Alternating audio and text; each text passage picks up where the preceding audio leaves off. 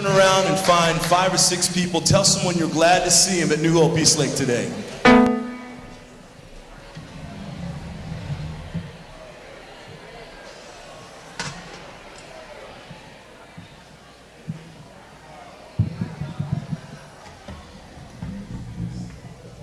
And then you may be seated, everybody. You may be seated. Very good to have you today. I was telling first service that I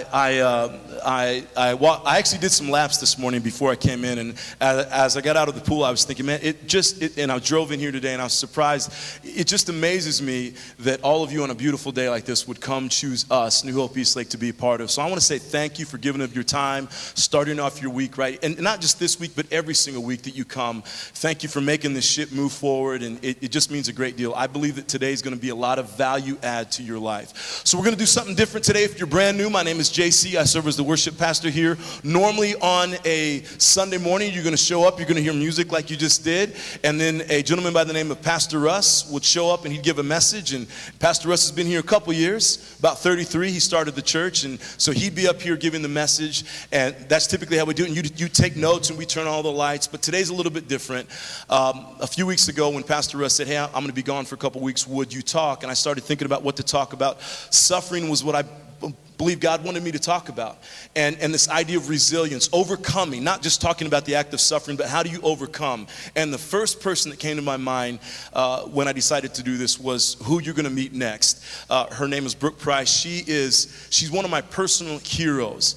She'll tell you her story here in a little bit, what she's gone through in the last 3 years. But to watch her walk this journey with consistency, with faith, with strength, with courage, that very few people that I've ever met have, it's just unbelievable. So today, I hope, is a value add day for you. If there's someone in the room today and you're going through a hard time, you're going through something, this will be what you need to hear. So without any further ado, I want to get to the interview. Would you help me welcome our kids director, Brooke Price, to the stage right now?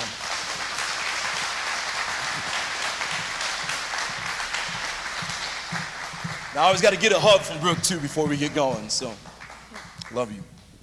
Let's do this. All right, Brooke. So, thank you for doing this today. It means a great deal when you first can you get that out of there? Really tight That's in the there. first. You couldn't make it on the worship team. That's the first Yes, trick you have to get faster past to than get on that. the worship team. Thank you for doing this today. It means a great Absolutely. deal. We had a great first service, and you and I have talked about a lot of this stuff before, but never kind of in a public setting. But I want to say thank you for giving up your time and being willing to have this conversation. So this service in particular, we have a lot of new people that are coming. I remember we were talking about this a couple weeks ago, which is really exciting. A lot of newer people coming post-COVID, or not post, but you get what I'm saying. So last service, a lot of people know who you are. Some people may not. Tell us who Brooke Price is. Who are you? Well, as I said last service, I'm still figuring that out, which is part of what we're going to be talking about today. But in a nutshell, I grew up here in Chula Vista, wound up marrying a guy that I have known since I was about 14. We weren't dating then, don't worry. But we've been married 32 years. I have a background in education. I taught special ed for San Diego Unified for several years before we had kids, and then I stayed home with them. I worked in direct sales for a while. And we started attending church here right around the time our second child was born. So we've been part of New Hope Church family for 24 years. And then I've been on staff overseeing our children's church program for 10 years now. So Yeah, so you're a part of the fabric here at New Hope Eastlake. People who've been around here a long time, they know who you are for sure. And I remember you saying your oldest daughter was born, we'll talk about that in a second, but she was born here, right? Or Monica your middle was the daughter. second one, yeah. Yeah, your middle daughter. So speaking of family and kids, I know that's very big for you. You have a large family, many of them attend here. Tell us about your family, specifically your kids, your role as a mom. So we have 3 kids. So our oldest, so I have this theory on children that I shared this morning, and that is God gives you your first child to make you think you can be a parent, and the second one to humble you. And if you have a third one, it's to make you realize you don't have any control over any of it at all. So, so our first child, Aubrey, she's 26 now. She's an ICU nurse over at Mercy in Hillcrest, loves her job there. Today is her 6th wedding anniversary, actually. So she's married to a really great guy. And she's just she's a very typical first child in a lot of ways. She's definitely a rule follower, and she has a serious side, but she also is just fun and silly and goofy and just huge heart, just very loving, very sweet. She's perfect as a nurse. Then our second child, Monica, some of you may have seen her. She used to sing here on stage. She's also married to a great guy. She is, everything Monica does is big. She lives big, she loves big. She's a very strong personality, but she's a strong person. And she's also an extremely loving and compassionate person too. She's also huge heart. And then we had a little bit of a gap, and then we had a third child. His name was Mitchell. And Mitchell, just from the that's him. Handsome young man. From the very beginning, he just funny. That kid had such a funny sense of humor. Was always trying to make people laugh. Just a really kind, nice person too. I shared earlier that one of the blessings that I've had in my life is I've had so many kids his age come up to me and tell me, you know, oh, it was my first day in youth group or my first day at school, and Mitchell was the one that came up to me and made me feel welcome. And I think that really embodies who he was, because he was a nice person. He never wanted anybody to feel left out. So those are my kids. That's beautiful. And so we're in this process. We're talking about last week's suffering and resilience. One of the steps in resilience is the disruption, right? Something major happens that causes a change. You went through a powerful disruption in 2017. Talk to us about that. So we had just had Christmas. It was 3 days after Christmas. We were in the middle of a really fun, great time of life. I thought everything was great. We happened to be hosting a foreign exchange student at the time. So both the girls were out of the house by then, and Mitchell came home from school like in April of that year and said, "Hey Mom, we should get a foreign exchange student." And I was like, okay. And we did explain to him that it wasn't going to be a girl from Brazil or something like that, because I'm not sure what he was thinking, but anyway.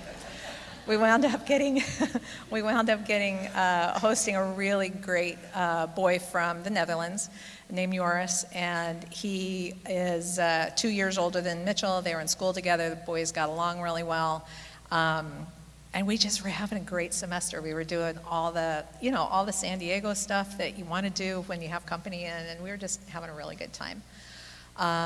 And so fast forward to Christmas, had a great Christmas, and then 3 days later, on December 28th, I was with my sister, my daughters, a couple really close girlfriends. My birthday is December 29th, so we were kind of doing a little early birthday celebration. And got a call. The person who called was crying, and no one would tell me what was happening. She just kept saying, "You have to come home, you have to come home." And so we got home, and were told that our son had taken his life. So that was what happened. In those first few moments when that happened, when you get the news and you're standing there, you're sitting there, you're trying to figure out what was going through your mind at that moment as his mother? I was definitely in shock at the time, and you know, it's funny because I think it's a term that we kind of throw around. But it really was. Physically, I was in shock. I couldn't get warm. I was so cold, I remember. And I am generally kind of an upbeat kind of person. I tend to be kind of a problem solver. So when something pops up that's unexpected, my normal thought process is like, okay, methodically, okay, this is a situation. How do we address this? How do we get through it? Kind of step by step. And the only way I can really describe it is I felt like my brain kind of just froze up. It was like the gears all locked, because my mind kept trying to go to that, well, what can we do? And there was nothing. There was nothing to do. So, yeah. In the ensuing days and weeks, you know, anytime any of us go through a hard time, you know, something tragic, and what you've been through is what very few of us understand. But you wake up almost every day and it's like a Mack truck hits you, you know, the reality of what, you know, divorce, financial, you know, whatever it is, right? What were those weeks and days and weeks, like in the first few weeks, as you're waking up every day, and I think we talked about this. For a second, everything feels like it's normal, and then all of a sudden it comes in like a Mack truck. I guess not how did you feel, but how did you make it through those days? Well, definitely just the disbelief. I mean, you really, when you experience some kind of a trauma like that, I think your initial thought is, this can't be happening. This is a nightmare. When am I going to wake up? You know, there's kind of that sense. I will tell you that first morning after, I was laying there in bed. I'm not going to say wake up because I didn't sleep that night, but I absolutely felt the Holy Spirit speak to me, stronger than I've ever felt before with anything else. I just really had this sense of God telling me, okay, everybody's watching you. Get up, you have work to do. And so that kind of started the ball rolling as far as that's concerned. And it, again, it's like this, it still doesn't make sense. And it still doesn't seem real 3.5 years later. But and I'm guessing there are still days where you wake up and it hits like a Mack truck. That this is absolutely. Reality. Yeah. I'll be sitting there sometimes and it's like, what? Yeah. How did that happen? Did that really happen? It doesn't seem real. But you figure out how to just kind of live life and carry that with you as you go, I guess.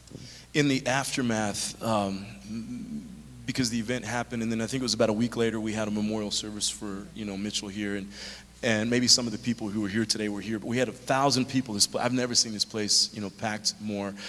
But one of the scenes that sticks out in my mind from that day, watching you through all of this, was I was standing over here on this wall, and we were getting ready to set everything down because it was over. And you're standing right over about here in this section, and we're putting chairs up. And there are all these people that are coming to you, and you're comforting them. I'll never forget that. I just stood there and I said, what is happening right now? What was going through your mind on that day when you're the one we should be picking up, but you were providing comfort to so many people? What was going through your mind on that day? Well, first of all, part of it had to do just with just being so overwhelmed by the outpouring of support. We're very fortunate that we happen to have a biological family that's very close-knit and very supportive. We have a great church family, but we also have been plugged into this community for quite a long time. And the amount of just support and outpouring and love was really overwhelming, and I appreciated it so much because I even though this was this terrible situation, I never really felt like I was alone in it because I had so many people that were there. So that was part of a component, was just being so grateful and thankful. But I will say also, one of the, any trauma has multiple layers and it has a whole its whole own batch of ick that goes along with it. And one of the ones that goes along with suicide is a lot of different elements of guilt. And so as I'm here seeing these kids that are my son's age that he's grown up with, and they're destroyed over this, there definitely was a lot of concern and guilt on my part because my kid hurt all these other kids. And even though, I certainly it was not a overt thing that he did as far as trying to hurt people or anything. That's not who he was. But that was the effect. So I had a lot of concern for some of his close friends because lost survivors are at a greatly increased, danger of attempting suicide themselves. So I had a lot of concern over that. How have you worked through that? Because I'd never heard you say that till first service, and then I was backstage and I was talking with one of our band members, and he said he understands that because he went through a divorce and he felt this, this sense of guilt. How have you and your family, I'm guessing, been able to work through that in the last 3 years? This sense of that you did it and it's your fault when it's not. And I'm sure you know that on a head level, but you feel that way. How have you been able to work through that? Well, you're absolutely right. And again, there's many things in life that we know in our head, but it's not really what you feel in your heart, you know. So there's kind of always that struggle with it.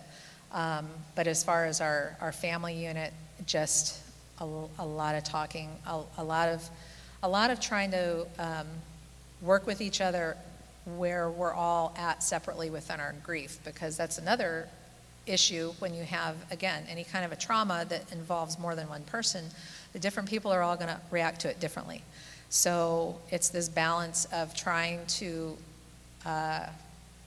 work through things together as a family unit, but also recognize that what my husband needs is not what I need necessarily, or what my daughters need. So.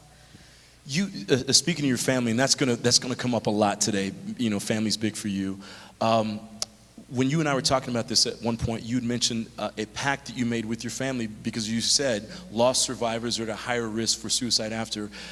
Your family banned us. This is kind of a two-part question. How did you figure out who needed what on certain days and how to give that to them, and one person strong? And then what was the pact you made? If you feel comfortable sharing it, it was really powerful. But you guys made a pact together as a family. Well, first of all, again, when you are going through any kind of a struggle, any kind of trauma, certainly not just what I went through, but any number of things that you're going through, you have to be able to speak up and say, hey, this is what I need. And sometimes it's like, I don't know what I need, but I need to be with somebody right now, you know. But really tried to be very honest with each other with what we needed at different times. And there definitely were times for all of us, especially early on, that you don't really want to go on. But, I mean, we did have a conversation as a family that's kind of like, you don't have to worry about that. I'm not going to do that to you. We're kind of like, we're in this together, and that's how it's going to be. So, I want to shift a little bit, because we'll come back to resilience, but I think this is important to understand this idea of mental health. When I was a kid, you know, we had I remember 2 suicides in our church family, and they happened and no one talked about it. And there was always this underlying murmuring, right? Mm-hmm. You know, today we're more aware of mental health and mental health issues. What have you learned in all of this about this issue of mental health and the importance of mental health? Well, it's a whole lot more common than people realize, first of all. And you're absolutely right. It's something that for many, many years nobody talked about. And still in a lot of cultures. There are a lot of cultures that really struggle with talking about anything having to do with mental health, because the perception is just, well, if you're not feeling good, then just snap out of it. And of course, you can't snap out of depression or bipolar issue or bipolar disorder or any other number of mental illnesses any more than you can snap out of diabetes or cancer or, you know, any physical illness. So I think that we definitely are getting to a place where people are recognizing that it's physical, mental, it's an illness, and it needs to be addressed. So, and part of that, I'm glad that some of the church leadership with different religious organizations is starting to come around on that one too, because quite honestly, that was a really big problem in a lot of organized religions because of some of the old, outdated, ideas about suicide specifically and mental illness. Again, if I get cancer, I hope you guys will pray for me. It may not mean that I'm going to be cured all of a sudden.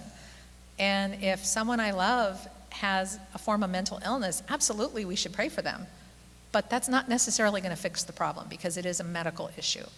So, and I really appreciate you saying that last service too. Again, that was kind of a mind shift for me, that it's just like cancer. It's just like, any diabetes or whatever we get. We need to do the work, but at the same time, there might be an outcome that we don't want to have happen. What would you say to anybody in this room, especially moms or dads, teachers, they hear somebody come to them and they're speaking in a way that it sounds like they might have some mental health issues. What advice would you give to that person? Well, above all, take it seriously. again, looking back on past years, there are a lot of people that will take the attitude of, oh, well, they're just looking for attention or something. Don't do that. And if they are, Right. Okay, give them some attention. That's right. But they might not be. And I absolutely would encourage, if you are hearing something that you're concerned about, start asking really hard, direct questions. Like, are you thinking about killing yourself? Be very direct about it. Because with some people, having those words said to them is almost like permission, like, okay, I can talk about this now. And that's something that I've learned from listening to suicide attempt survivors. I've learned a lot about that. So absolutely continue that conversation with them, take it seriously, and based on what that conversation is, get professional help. And then before we shift into this idea of resilience, what are things, because we've talked about this before, especially Christians, when we see somebody going through pain or suffering, we want to help, so we say things. And a lot of times what we say is not really great. What advice do you give to people when they see somebody going through something hard? What do we say? What do we not say? How do we react to that appropriately? Well, I think, again, Lee and I, my husband and I, have a friend who his tagline on his email is, "What I should have said was nothing." And really, there's a lot of times that's true. We always want to have these perfect words, and usually we don't. And as far as what to say, what to do, a lot of it, if someone is going through some kind of a trauma, some kind of a difficulty, first of all, ask them, what can I do for you? They may know, they may not know, but mostly just be there for them. Recognize that generally speaking, there's nothing that you can do that's going to fix their problem. So they really just need someone to sit with them, to be with them, to love them, and to not pass judgment on them. That's really good. And then in the last service, you shared a story that I had not heard before. I think it was a friend or a family member of yours. Can you share that story about something they said to you? So one of the things from the very beginning that I really prayed very heavily about was for God to protect me and my family from people saying insensitive, stupid things. And I'm really, really, I feel very lucky that I really didn't have anybody say anything along those lines that came out real hurtful. So I was very fortunate in that. And we were also in a position because of our, place in the community, and my husband's a teacher at the school where my kids went to school. This was very, very public, very, very early, right off the bat, and everybody knew about it. So I don't think I would have tried to hide anything to begin with, but that was not going to happen. So I just kind of took all of this head on. At any rate, I really didn't have that experience of having people say real insensitive things, but something that really resonated with me, I have a very, very close friend, probably my best friend who's not related to me. She had gone through a very serious life-threatening illness 2 years before all this happened with my son. And she was in the hospital for 77 days. And I remember right after Mitchell died, she was there with me, and she said, you were there with me through all of that, and I want to be there for you like you were there for me. And she was. And so about 4 months after he died, the two of us took off on a girls' trip. We did a hiking trip through Yosemite. It was a beautiful weekend. We hiked 26 miles in 2 days, and it was really great.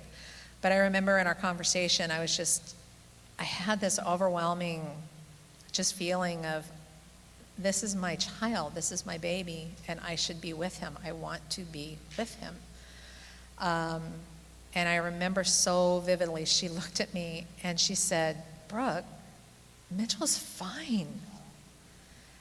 And it really, it sounds so simple, but that was really such an kind of an eye-opening thing. And it was really the first time that I stopped and thought, he really is fine. Yes, he should be here with me, but he doesn't need me. He is fine where he is, and I'll see him again. Amen. And I think the neat thing about that was this was somebody you trusted, someone you cared about, who said something like this to you. Many marriages do not make it through the loss of a child. Yours, it just seems like, and is Lee here today? Is he here with us? Incredible guy. I love this guy. How have you guys worked through this together as a team? I mean, it's neat to see all the pictures of you guys and what you're doing. How has your marriage been post, Mitchell's death? Well, I think what you just said about team, we have been married 32 years now. So 32, I think it's 32. It's a long time. But I think that it's just an attitude from both of us that whatever life threw at us, we're going to tackle together. It never was him against me. And, it's funny because we had a lot of people ask about that. We've had conversations about, yeah, we're okay, but kind of make a joke about it, that there's never one morning that I ever woke up and thought, oh, this situation would be so much better if I wasn't married to this guy. It's just never how I felt. And we just, from the very beginning, just tackled it like we're in it together, and we got to handle this together. In situations like this, we in any kind of struggle or any kind of pain, there tends to be blame. And one of the quickest things we do, especially as Christians sometimes, is we blame God. And we kind of talked about that last week about, did you ever have a moment, Brooke, where you said, God, why are you doing this to me? Look at my son, he's amazing. We serve your church, I've been here, our family, we're doing everything right. Why would you do this to us? Was there any point where you blamed God? It's funny. Personally, I really didn't. And all I can do is speak from a very personal, my own experience, because the other thing about trauma that you really have to recognize is that if you have more than one person involved, everybody is having a different experience. And everybody's going to react differently. Everybody needs different things. So as a family, you have to be, you have to be willing to say what you need, but you also have to recognize that everybody in your family or everybody in your circle doesn't need the same things that you do. My own personal experience, I was angry at the situation because it's not fair. You're not supposed to lose your kid. But I really never was angry at him, and I was really never angry at God. I didn't understand, I was frustrated, but I never saw it as something that happened as a direct result of God causing it to happen. So maybe that's why I didn't blame God per se. That's good, and we talked about this, and I shared in the last service that my message last week got flipped on its head when you and I talked, and this whole idea of there is suffering because of the brokenness of our world, right? Mental health, there's personal choices that people make, but there's also the brokenness of the world. Mental health is part of that. That's the brokenness of our world. And I'm guessing you say that to say it's okay as well if someone in your family turned to you and said, I do blame God. That there would have been room for that in your family to say, we can listen to that. Yeah? God can handle us being angry at him. Yes. He absolutely can. And yeah,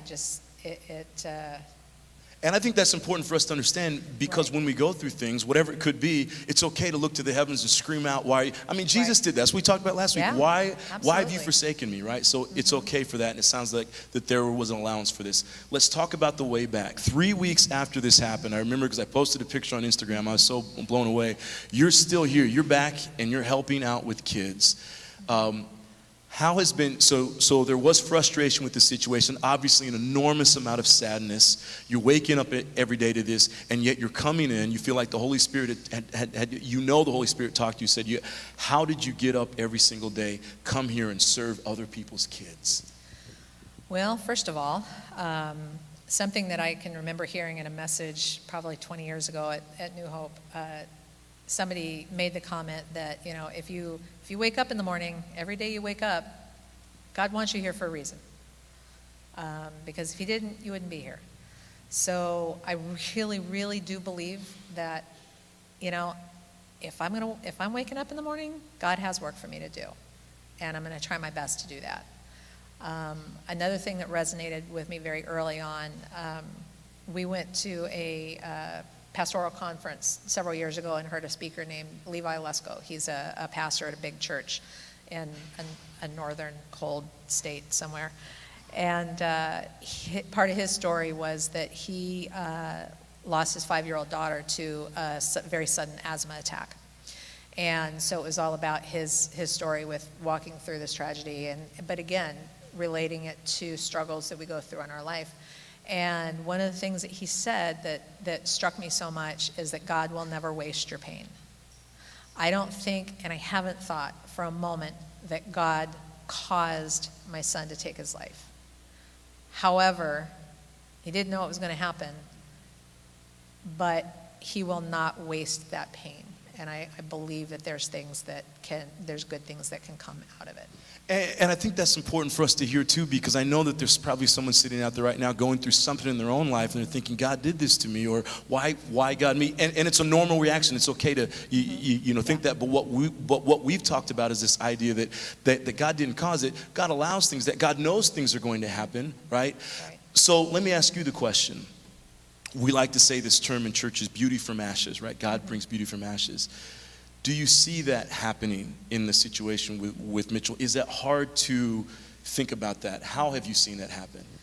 Well, I have been fortunate enough to, first of all, meet a lot of other loss survivors, unfortunately, but, there's a community. And one of the biggest blessings is just, I have had a number of people approach me and tell me that something I said prompted them to either get mental health help themselves or get help for a loved one. And that's really all I want to do, just to help raise awareness for that. That's my cause because that's my story. But that's the best way I can think of to try to, bring that beauty out of ashes. What advice do you have for the person who's in this room today? They just got some news, and we're hearing it. Backstage right now, I just got some news about a person I know in this church. Unbelievable. And I know that we've got other things going on. What advice do you have to that person, especially the person who's in the room today and like, I don't necessarily know about this God thing. I don't have faith in this. You've talked very specifically about how your faith in God has helped you. What advice do you have? And how practically has this faith in God helped you work through this? For me, I think the faith part is just trust, because I really, really do trust that God is a good God, that he knows what he's doing. He can see a bigger picture than I could ever hope to see. And I trust that he's got it. And I'm going to do everything I can do to try to live the life that he wants me to live. I'm far from perfect, but, I'm trying to live my life the way that I think he wants me to live it. But it mostly comes down to trust and just, I really do believe that he knows what he's doing. We've talked about this. Yesterday we posted up a message for this week that we're not giving today, but it talks about the process of resilience. One of the steps in resilience is this idea of embracing the disruption, embracing the change. That's a hard thing to say because, embracing divorce or financial or whatever it is, that's hard. Right. How have you, but you said something last service, I think it was important. How have you embraced? Well, I thought about it a lot because I did listen to the message a couple of times because I wanted to, try to be on top of things. And for me, obviously, you talk about embracing the situation. Well, no, I don't embrace the fact that my son died, However, to me, it goes back to acceptance. And this acceptance component for me is accepting, in this particular situation, is accepting that I will never know why he died. I will never know why he did what he did. And I don't like it. I would like to know, but I've come to a point that I have kind of acknowledged to myself that I am never going to know, and I have to be okay with that, as far as I have to just go on with my life and know that I'm never going to know. And then we walk through, which that has to be tough, right? There's a lot of unknown in that. Yeah. We walk through this idea of embracing it, and this is kind of how you handled it. We get through evaluation, right, which is reflection. Mm-hmm. 3 years of reflection, you've had time to reflect on this. What have you learned? What has come up in your times of thinking, journaling, walking, praying, whatever? Mm-hmm. What have you learned through all of this? Well, about you, and then just about, everything.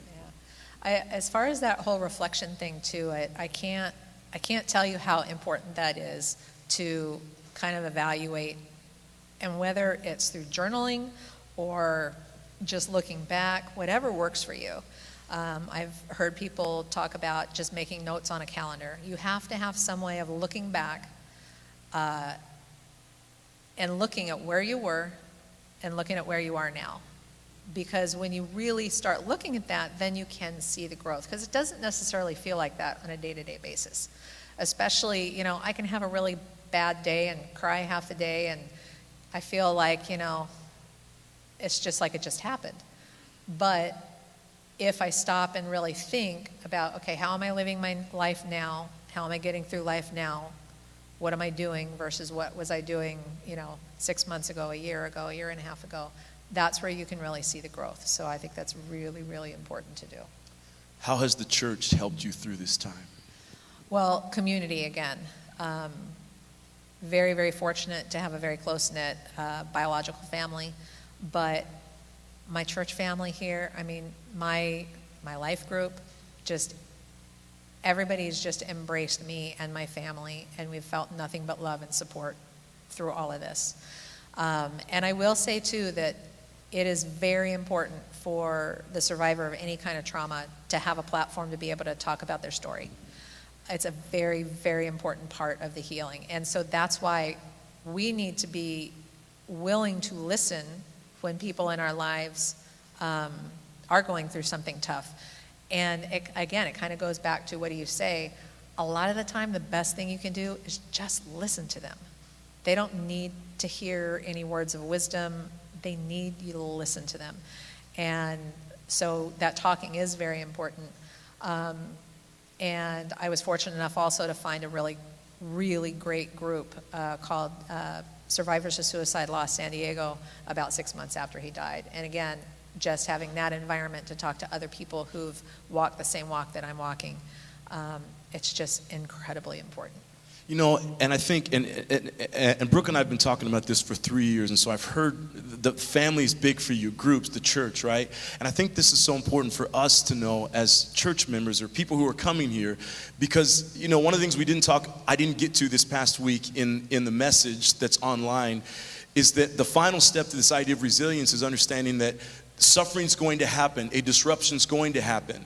And a lot of times we try to do everything we can to avoid that, especially out here, Eastlake, Bonita, Otay Ranch. We live in these beautiful homes, beautiful apartments. We do everything we can to keep suffering out there and not in here, but it's going to come. So the expectation is important. And one of the most important things about this idea of going through suffering is we have to have a family. We have to have a community. Some of us don't have great families, but this can become the family, right? Small groups. And I also want to state, going back to reiterate what you're saying, in our small groups, we have to be safe places for people to talk about this, right? So if someone comes to your small group and they have some issues with mental health, or they have some issues that are going on in their life, they have to be able to talk about this. And if that's not happening, you got to come talk to Pastor Russ or Brooke or myself, and we'll do whatever we can to try to make this happen. But the church needs to be a place where we can talk about mental health and problem and divorce and all these other things, right? This has to be the place. What words of advice, as someone who's gone through 3 years of resilience, as we kind of start to wrap this up, what words of advice would you give to us as a church? And I'm thinking specifically of the mom out there. She's going through a divorce that she didn't ask for, financial problems, whatever it is that people are going through. What advice would you have for us as you're still walking through this? Well, again, find your tribe. You have to have a tribe. You have to have people in your life that you can trust. And if you don't, you have to go find some. You have to have that. But something that kind of hit me as I was listening to your message from this past week again was that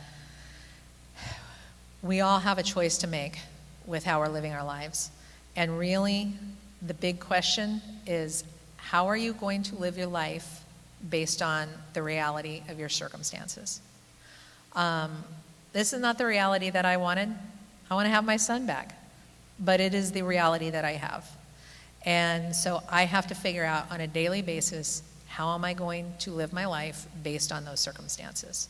And I think that's just an individual thing that everybody has to figure out on their own, based on their own circumstances. That's really good. Thank you for that, Brooke. I have 3 more questions for you. The first one is this: what have you learned about Jesus through all of this? I, I just believe he's there with me. I think he understands the pain that we go through in a way differently than God the Father and God the Spirit, because he did live here as a man. And I know the whole Trinity thing is a weird thing to wrap your head around, but I do see the different aspects of God in different ways. And Jesus did live here. He live here as a person, as a human being. As you said, died terrible death, cried out to God, God, why are you doing this to me? In the very end. So it teaches me that, first of all, he is compassionate, and it's okay. It's okay to cry out to God. So I guess I would say that. Your son's, and I've been staring at him this entire time, an amazingly handsome young man. What's a lesson that we can learn from the life of Mitchell Price? Just be kind to people. Again, he was funny and smart, and his biggest thing, though, he really didn't want anyone to feel left out. So accept people for who they are, and just be nice, be kind to people. And then to wrap it up, what is a funny story that you can tell us about Mitchell Price? I know he had a lot of great moments. So I'm going to tell the same one that I told first service, and what JC had mentioned first service was we have done a number of mission trips down to San Quintin, which is about 5 hours south in Baja, and we've done that together. Mitchell and I went on 2 of them together, and it was just such a great time of service. It was hard work. He is laying concrete, you guys. But hard work, but just so fun and so rewarding. And part of the fun of it was, so the first summer we went down, Mitchell was 14, the second one he was 15. And just seeing these American kids from Eastlake going down and just playing with all of the, really playing, just having fun with the kids and working with the other teenagers that were associated with the mission on that side. It was just so much fun. And he was always just trying to be goofy and make people laugh. And I remember one of the years we went down, one of my nieces was down there with us, and she sent me a short little video clip. And all it is there's this big dirt parking lot in the middle of this complex where we were staying. And there was a lot of construction going on, so there was a big trash can, a big pile of dirt.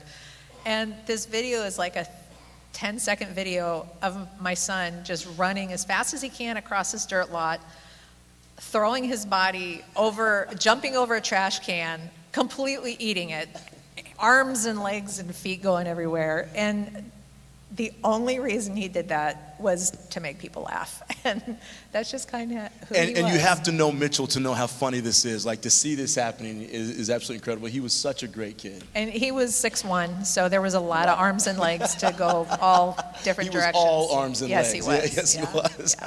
Yeah. Well, 3 things I've learned today: the value and importance of family, and just through you. And I'll say this, watching you didn't talk about this today, but your consistency, Brooke, has been incredible over the last 3 years to watch you get up. And many of us, and I said this in first service, many of us thought, give it 6 months, we won't see her anymore. She'll be out of faith, she'll be out of the church, and you're still here, plugging away every single day. So I've learned about consistency from you, the importance of family, that's huge. And then what you told, how do we keep the memory of Mitchell Price alive? Be kind to people. Don't leave people out. I've also learned Brooke is a dynamic speaker. And so this has been amazing to listen to you talk. And church, I want to ask you to do me a favor. Can we stand to our feet and thank Brooke Price for joining us today and sharing her story with us? Thanks, you guys. I love you so much. That was awesome. Thank you. We value her, and so as you see her afterwards, just give her a hug, and I know I'll be giving her lots of hugs. This has meant more than you know. Thank you for sharing.